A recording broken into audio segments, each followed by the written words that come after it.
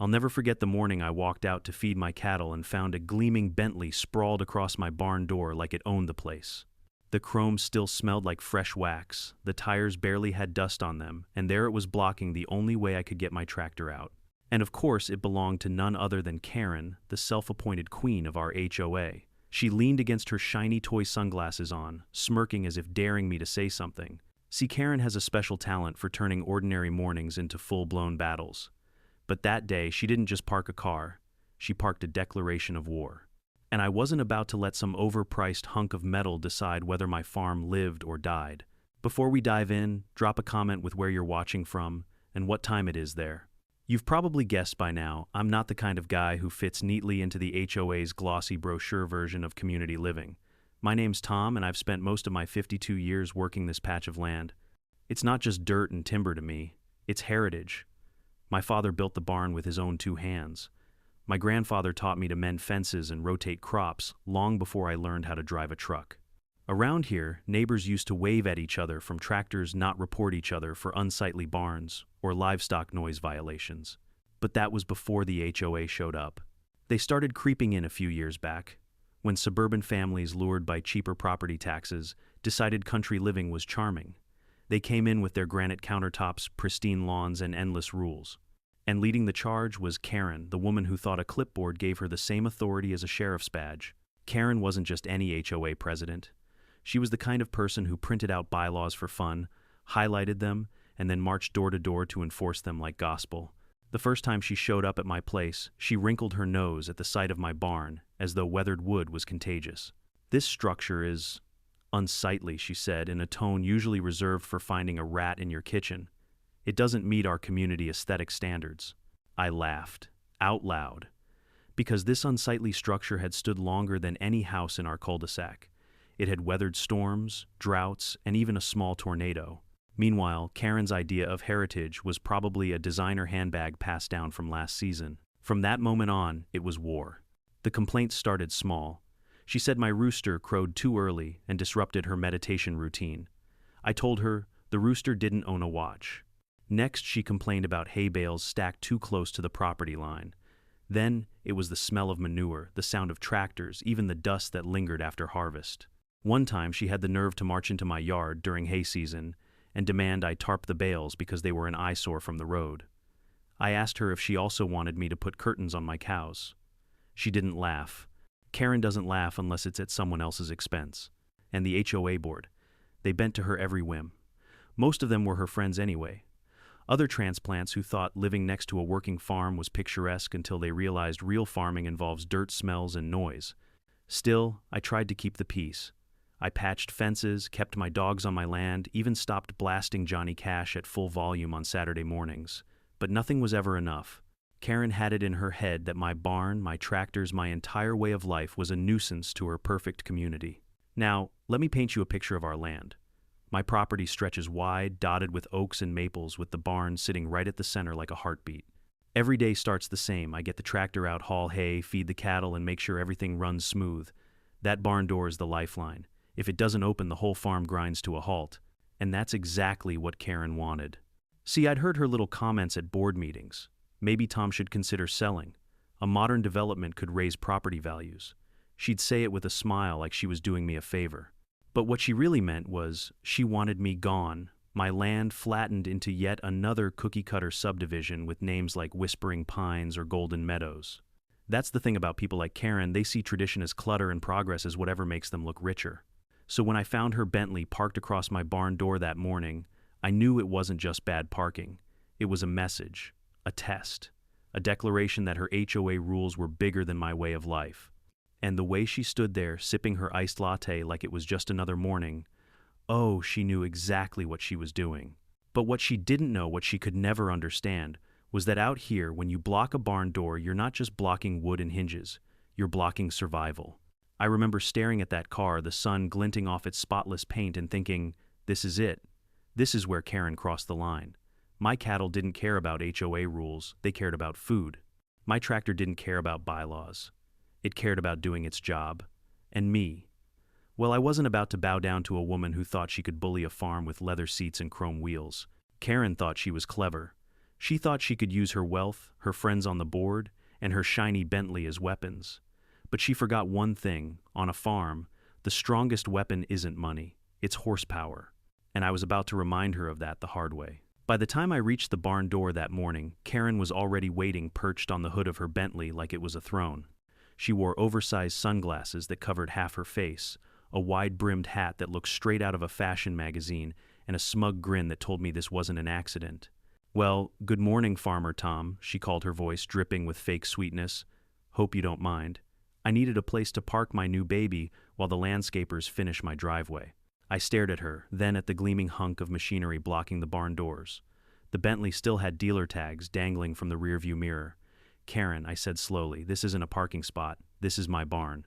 I need to get the tractor out now." She tilted her head, feigning innocence. "Oh, I'm sure you can wait a few hours. Your, what do you call it, tractor. Can it take a break?"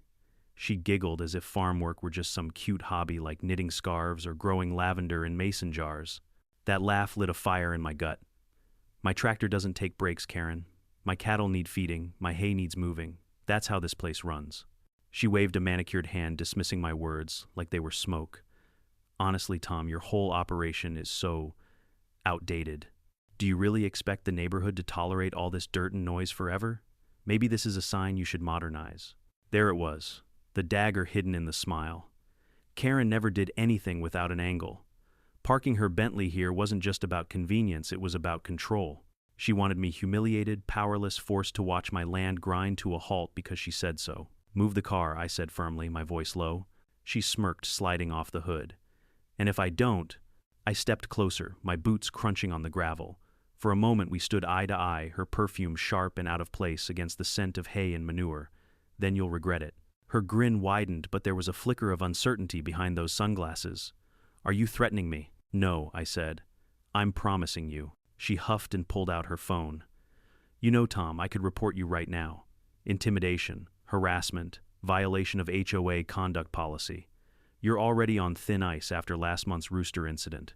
I almost laughed. The rooster incident was nothing more than her whining that my rooster crowed at dawn, which is exactly what roosters are born to do. But she loved twisting ordinary life into violations. I could feel my blood pressure climbing, but deep down I knew losing my temper in that moment would play right into her hands. HOA disputes were Karen's battlefield, and she thrived on paperwork fines and endless complaints. If I pushed too hard, the board would side with her in a heartbeat. Still staring at that Bentley blocking my barn, I realized I couldn't win this fight on paper. I had to win it in the dirt on my terms. "Fine," I muttered, turning toward the house. "Enjoy your temporary parking spot." Her laughter followed me like nails on a chalkboard. That's what I thought. But as I walked away, something clicked in my mind. Karen thought she'd beaten me, thought she could flaunt her wealth and connections and make me bow. She didn't realize she'd just handed me the perfect excuse to fight back. You see, when you grow up on a farm, you learn a few things about problem solving. Some problems need patience, some need tools, and some need raw horsepower. That Bentley was big, shiny, and expensive. But it wasn't built for barns. It wasn't built for mud, hay, and steel. My tractor, on the other hand, that was built for crushing obstacles. The more I thought about it, the more the idea grew roots. I could almost hear my father's voice. "Son, when someone blocks your barn, you don't ask for permission. You plow right through." And suddenly, I knew exactly what I was going to do. But before I tell you my plan, let me explain why this wasn't just about convenience. Blocking that barn wasn't a prank. It wasn't a neighborly spat. It was sabotage. If I couldn't get my tractor out, I couldn't haul hay to the cattle. I couldn't maintain the fields. Everything would snowball into a mess within hours. That car was choking my farm at the throat. Karen knew that. She wanted that. By noon, word had spread across the neighborhood. A couple of curious neighbors lingered near the fence, whispering and pointing. I caught snippets: Karen's car, Tom's barn, he's furious. That's how it always was.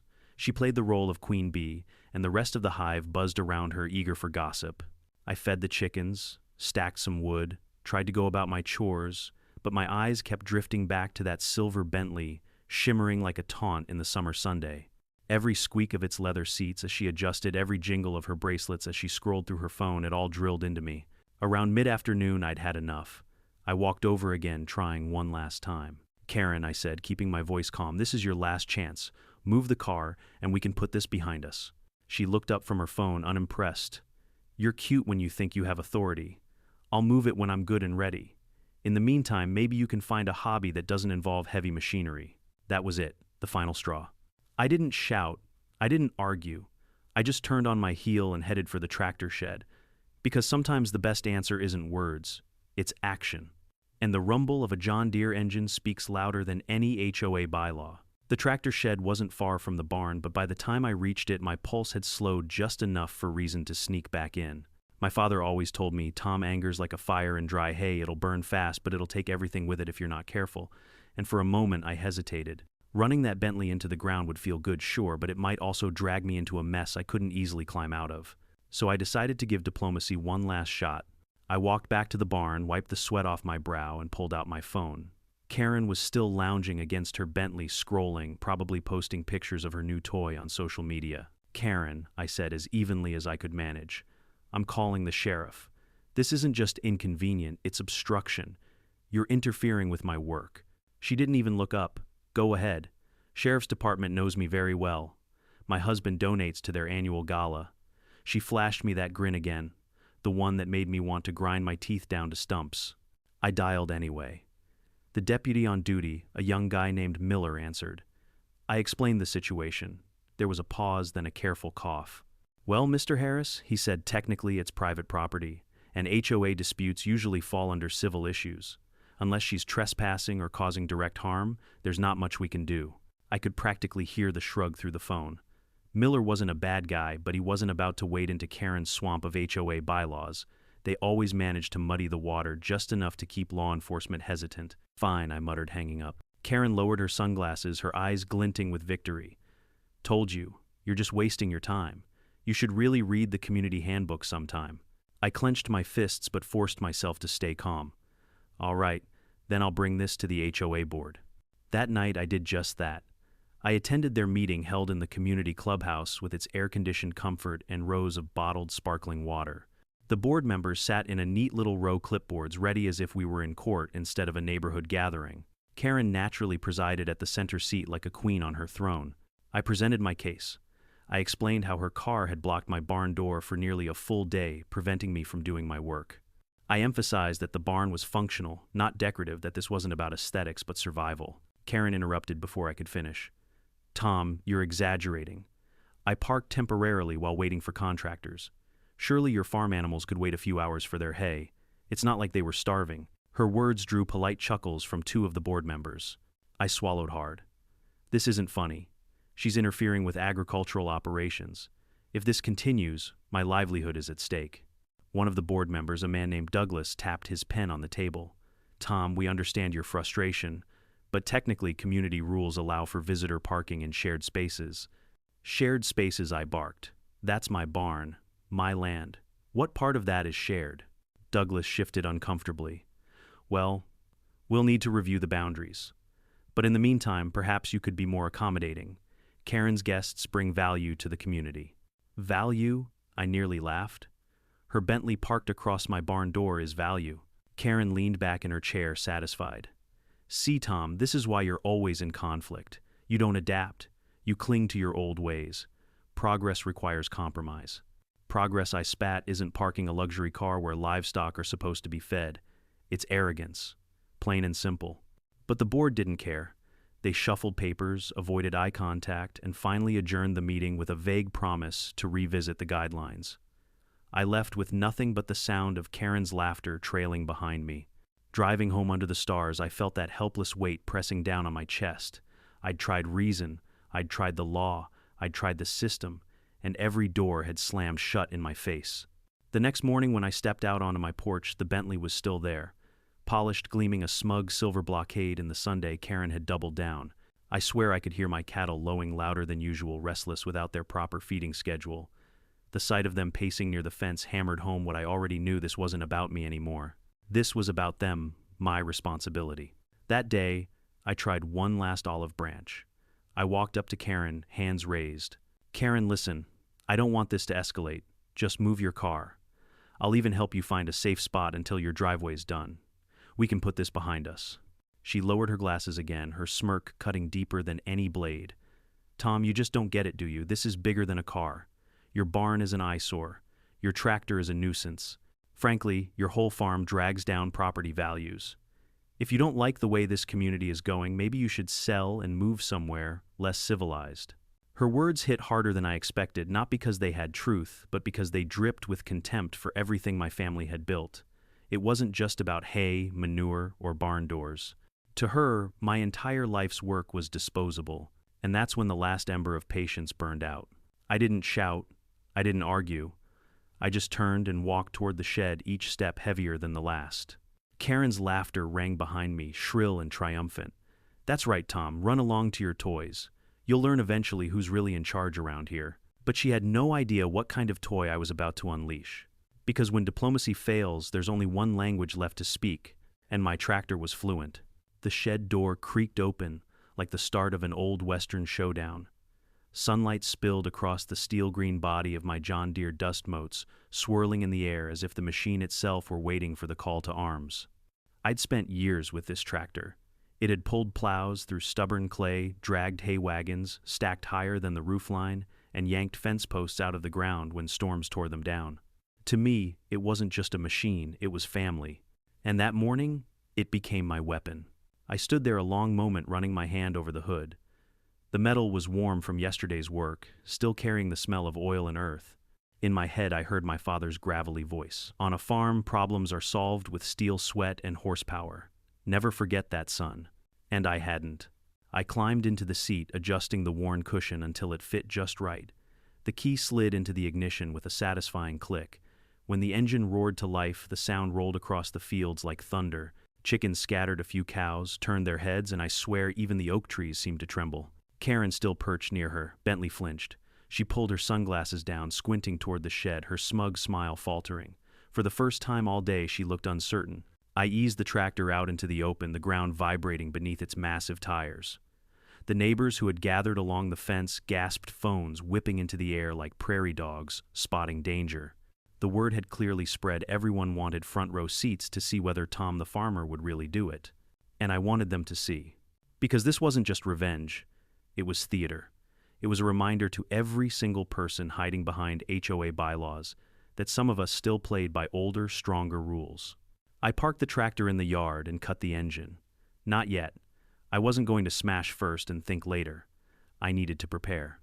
I grabbed my toolbox, checked the hydraulic lines, tightened the bolts on the front loader. If I was going to make a statement, I wasn't going to risk my John Deere on Karen's vanity project. My tractor deserved respect even in battle. As I worked, flashes of memory flooded back, days when my father and I hauled logs after a storm, the time we pulled a neighbor's truck out of a ditch, even the nights we sat on the hood drinking iced tea under the stars. That tractor had been my constant, my partner. And now it was about to teach Karen a lesson she'd never forget. By late afternoon, the tension was thicker than the humid air. A half-dozen neighbors leaned on the fence line, whispering nervously. Some were rooting for me. Others probably couldn't wait to run back to the HOA with stories. But no one was leaving. Karen strutted toward me, hands on her hips, voice shrill. "Tom, you're not seriously thinking of touching my Bentley, are you? That's a $200,000 vehicle. You so much as scratch it, and I'll have lawyers on you before sundown." I leaned against the tractor, calm as a preacher on Sunday. "Then move it." Hair jaw tightened. "No," the crowd murmured. Karen wasn't just playing chicken. She was daring me to act, betting I wouldn't have the guts. But she didn't know how far she'd pushed me. I wiped my hands on a rag, climbed back into the cab, and fired up the engine again. The roar silenced the yard. The neighbors stopped whispering. Even the birds in the trees seemed to hold their breath. Karen's face went pale behind her makeup. She took a step back, clutching her phone like it was a shield. Slowly, I lowered the front loader, the hydraulics hissing like a beast waking from slumber. The edge of the bucket gleamed in the setting sun, sharp and unforgiving. "Tom, don't you dare," Karen shrieked, her voice cracking for the first time. I didn't answer. Words had failed me too many times already.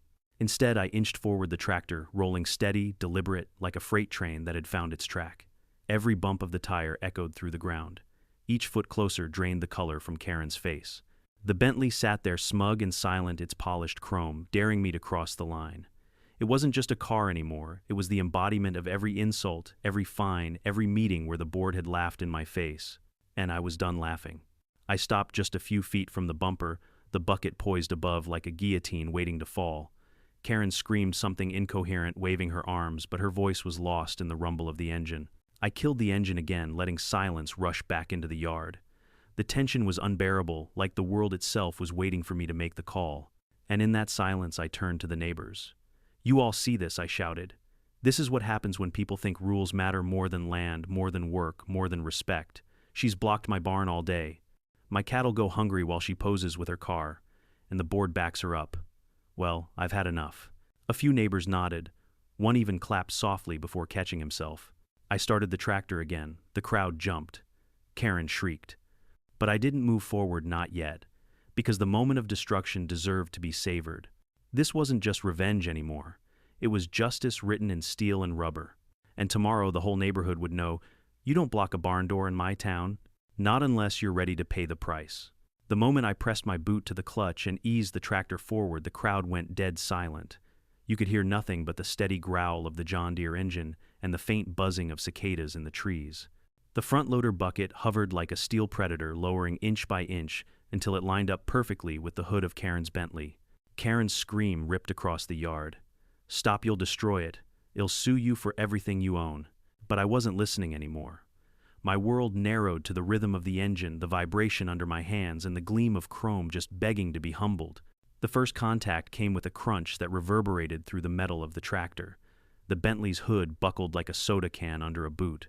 The polished silver crumpled in on itself, the emblem snapping clean off and clattering to the dirt. Gasps erupted from the fence line, half in horror, half in delight. Karen staggered backward, clutching her head like she was watching a child being hurt. "My car, that's a Bentley, do you even know what it's worth?" I pushed the lever, and the bucket pressed harder, the hydraulic arms hissing like snakes. The windshield spider-webbed glass popping and spraying across the ground in glittering shards. Tires squealed, suspension groaned, and that once-perfect luxury toy screamed like a wounded animal. Neighbors raised their phones, recording, capturing every second. This wasn't just a scuffle anymore. It was a spectacle. A battle of lifestyles, wealth versus grit, playing out in a shower of shattered glass. I inched forward, the tractor's massive tires climbing the side panel. The Bentley sank into the earth under the weight, its alarm wailing as if crying for mercy. The shrill siren echoed off the trees, blending with the crowd's stunned laughter. Karen lunged forward, trying to wave her arms in front of me. "You're insane, Tom. You'll go to jail for this." The tractor's shadow swallowed her whole. For a moment she looked so small, her manicured hands flapping helplessly against the roar of the engine.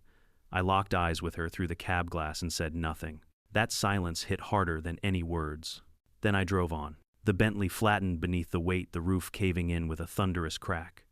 Leather seats tore, airbags burst with white puffs that floated like surrender flags.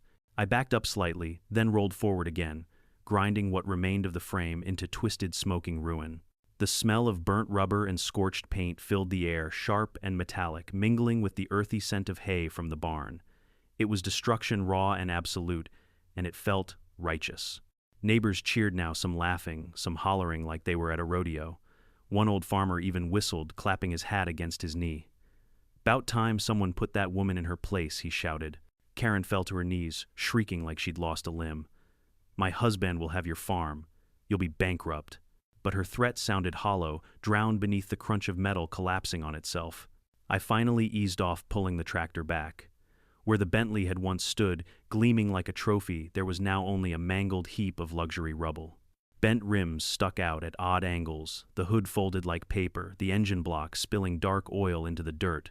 I killed the engine and climbed down my boots, hitting the ground with deliberate finality. The silence afterward was deafening, save for the Bentley alarm which sputtered and then died with a pathetic whimper. I turned to Karen. Her mascara streaked down her cheeks, her hat crooked, her voice hoarse from screaming. For the first time, she looked less like a queen and more like a child caught throwing a tantrum. "You should have moved it when I asked," I said simply. The crowd erupted again, laughter and applause mixing with the buzzing of a dozen camera phones still rolling. Karen scrambled to her feet, pointing at me with a trembling hand. "I'll ruin you, Tom. I'll have the sheriff here in 5 minutes." I shrugged. "Good. I'll explain how your car blocked my livestock access all day. Pretty sure state law doesn't look kindly on that." Her mouth snapped, shut her eyes, darting around as if searching for someone, anyone to back her up. But the neighbors had seen enough. They weren't rushing to defend her. If anything, they were enjoying the spectacle a little too much. I walked back to the tractor, patting its hood like a trusted friend. The John Deere stood tall, spotless, except for a smear of silver paint on the bucket. The machine had done its duty. Behind me, the wreck of the Bentley smoked in the fading light. The once glorious status symbol had been reduced to scrap metal, no more intimidating than a broken wheelbarrow. And just like that, the balance shifted. Karen wasn't untouchable anymore. She wasn't the queen of the HOA with her flashy toys and smug laughter. She was just another neighbor who'd pushed too far and paid the price. As the crowd dispersed, I caught sight of Miller, the young deputy, pulling up in his cruiser. His mouth fell open when he saw the wreckage, then closed again with a smirk he tried and failed to hide. "Evenin', Tom," he said slowly. "Want to explain what happened here?" I spread my hands. Car was blocking my barn. I asked her to move it. She refused. My tractor needed out. Guess the rest writes itself. He looked from me to Karen, who was wailing into her phone, and then back to the twisted heap of Bentley. He sighed. "Well, this'll be one for the report." But I saw it in his eyes. He wasn't here to throw cuffs on me. He was here to witness what the whole town would be whispering about for weeks. And I was fine with that. Because that night, as I shut the barn doors with my cattle fed and my hay stacked, I felt lighter. For the first time in years, Karen's laughter didn't echo in my ears. Instead, it was the crunch of Bentley metal under tractor tires, a sound sweeter than any hymn. The wreckage of Karen's Bentley still hissed and smoked as Deputy Miller walked a slow circle around it, scribbling in his notepad. The crowd of neighbors hung back but refused to leave their eyes darting between Karen's frantic pacing and my calm stance by the tractor. It felt like the entire neighborhood had transformed into a courtroom with Miller as the judge, the fence line as the jury, and the mangled heap of steel as Exhibit A. Karen's shrill voice carried across the yard like a siren. "Arrest him. I demand you, arrest him right now. That's destruction of property. That's criminal damage. He should be in handcuffs this second." Miller held up a hand. "Ma'am, I need you to calm down. I've got to get statements from both sides before I do anything." "Statements," she screeched. "What's there to state? Look at it. My car is ruined." She gestured wildly at the flattened mess, her manicured nails catching the evening light like daggers. I stepped forward, keeping my voice even. "Deputy," I asked her repeatedly to move her car. It was parked directly in front of my barn door all day. I couldn't feed my livestock. I couldn't move hay. She refused to budge. Karen whipped around to me, her face blotchy with rage. "That is not true. I told you it was temporary. You could have waited." "Livestock don't wait," I cut in. "The law doesn't either. You know that, don't you, Deputy?" Miller's lips twitched. He knew where I was going. Most folks in the county knew about the Agricultural Protection Act, an old piece of state legislation that gave farmers special rights during harvest and feeding seasons. It was designed to protect agriculture from interference, whether intentional or not. I reached into my back pocket and pulled out a folded paper weathered from use. Here's the statute straight from the county extension office. Blocking access to livestock facilities is a violation.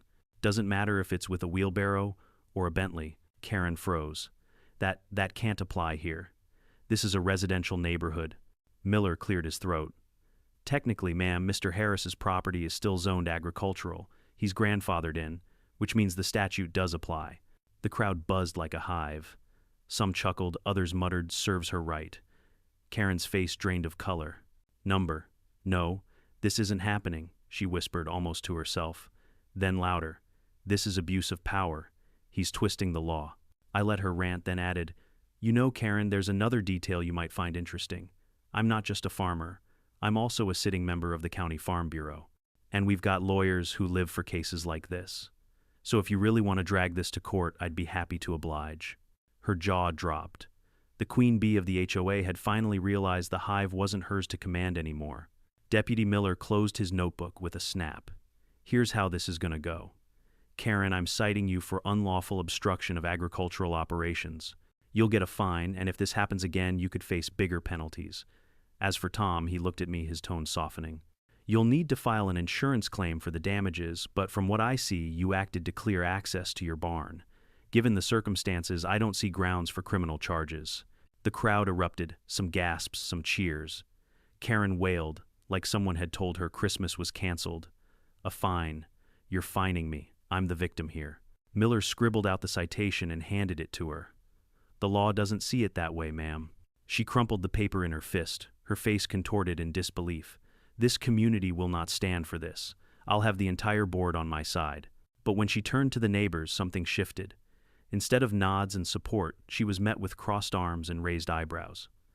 One neighbor called out, "You've been bullying folks for years, Karen." Looks like karma finally showed up with 4 wheels and a plow. Another chimed in. We're tired of your nonsense. Maybe it's time someone else ran the HOA. Her eyes darted from face to face, searching desperately for allies. But one by one they turned away. The hive had abandoned its queen. I stood quietly watching her crumble. For years, she'd used rules, bylaws, and intimidation to bend this neighborhood to her will. But tonight, the law, the community, and the cold hard steel of my tractor had turned the tables. Karen stomped to the wreck of her Bentley, kicking at the twisted bumper. You'll regret this, Tom, she spat, though her voice shook. I swear you'll regret this. I tipped my hat. Maybe. But at least my cattle are fed. The crowd laughed. Not cruelly, but with the relief of people who'd finally seen the tyrant unmasked.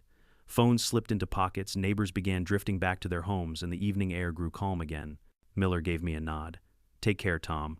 I'll file the report. But between you and me, I think this neighborhood just witnessed more justice than a courtroom could ever hand out. When his cruiser pulled away, the last of the sunlight painted the wreckage in gold. Karen slumped on the curb beside it, a fallen monarch beside the ruins of her throne. And me, I walked back to my porch, poured a glass of sweet tea, and let out the longest breath I'd been holding in years. But I knew this wasn't the end. People like Karen don't vanish quietly. They plot, they fume, they wait for another chance to strike. What she didn't know was that I'd been waiting too. And if she ever tried to come at me again, I had more than just a tractor on my side. I had the law, the neighbors, and a lifetime of stubbornness she could never bulldoze. For now, though, the silence was victory enough. The night after the Bentley incident was the quietest this farm had felt in years. The crickets chirped the cattle, settled into their stalls with full bellies, and the barn door stood wide open, unobstructed, and free. For once, I didn't feel the weight of Karen's shadow hanging over the property. I sat on my porch, rocking in the old chair my grandfather built, watching the stars prick through the velvet sky. The faint outline of the tractor glimmered in the moonlight, its green body streaked with silver paint from Karen's once pristine car. Most folks would have called that a blemish. To me, it was a badge of honor. By morning, word had spread beyond the neighborhood. Folks at the feed store slapped me on the back, laughing as they asked, "So, Tom, how's the Bentley holding up under the John Deere?" I'd shrug, sip my coffee, and let them draw their own conclusions. But not everyone found it funny. The HOA board called an emergency meeting within days, desperate to control the fallout. Karen showed up pale and frazzled, still clutching her citation like it was Exhibit A in some grand conspiracy against her. She demanded my expulsion from the neighborhood, insisted that I pay damages, even threatened lawsuits. But here's the thing: her influence had evaporated. Neighbors who once tiptoed around her now spoke up. A mother complained about Karen fining her son for riding his dirt bike on their own property. An older couple recounted how Karen had tried to ban their flagpole because it clashed with community aesthetics. One by one, voices rose, telling stories of her arrogance and overreach. It was like dominoes falling. By the end of the meeting, the board voted to remove Karen as president. Just like that, the queen lost her crown. She stormed out, muttering about lawyers and appeals, but it was clear her reign was over. I didn't celebrate. Truth be told, I almost felt sorry for her. Almost. Because what Karen never understood was that power rooted in fear never lasts. The minute people stop being afraid, the empire crumbles.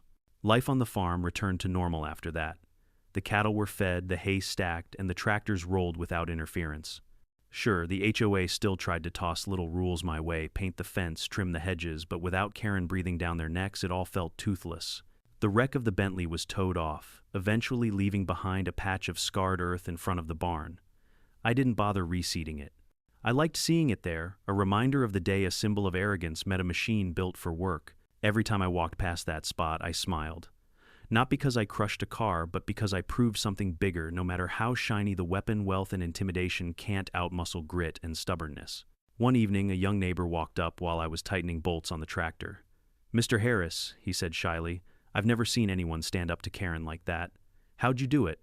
I looked at the tractor, then back at him. "Son, sometimes you fight with words, sometimes with laws, and sometimes," I patted the steel hood, "sometimes with horsepower." He laughed, but I could see the lesson sinking in. Weeks later, the farm felt lighter. The laughter of kids carried down the road, neighbors waved more freely, and the air wasn't thick with the tension Karen used to stir. The land, my land, breathed again. And though I knew challenges would come, droughts, storms, taxes, and maybe even another Karen somewhere down the line, I also knew I'd be ready. Because the lesson my father taught me still rang true: when you protect your way of life with honesty, grit, and the right tools, no one can bulldoze it away. The barn door stayed open. the cattle thrived, and the tractor, it sat gleaming in the shed waiting patiently for the next battle. Because on this farm, the war had been won. If there's one thing this whole saga taught me, it's that standing your ground isn't always about yelling louder or having more money. It's about refusing to let anyone bully you out of what matters. Karen thought her Bentley and her HOA clipboard gave her power, but real power doesn't come from possessions or titles. It comes from resilience, from roots planted deep in the soil of who you are and what you stand for. Life will always throw people like Karen in your path, the kind who think control is a right and intimidation is a strategy. But you can't let their noise dictate your purpose. Whether it's your land, your job, or your family, you've got to protect it with everything you have, even if that means getting creative with the tools at your disposal. For me, it was a tractor. For you, it might be something else. But the principle is the same. Don't let arrogance block your barn door. Now, I want to hear from you. Have you ever dealt with a Karen who pushed you too far? What would you have done if someone blocked your barn, your driveway, or your freedom with a Bentley drop? Your story in the comments. And if you enjoyed this tale of HOA drama and tractor-powered justice, hit that subscribe button because, trust me, there are plenty more stories where this one came from. Because in this neighborhood, the drama never sleeps.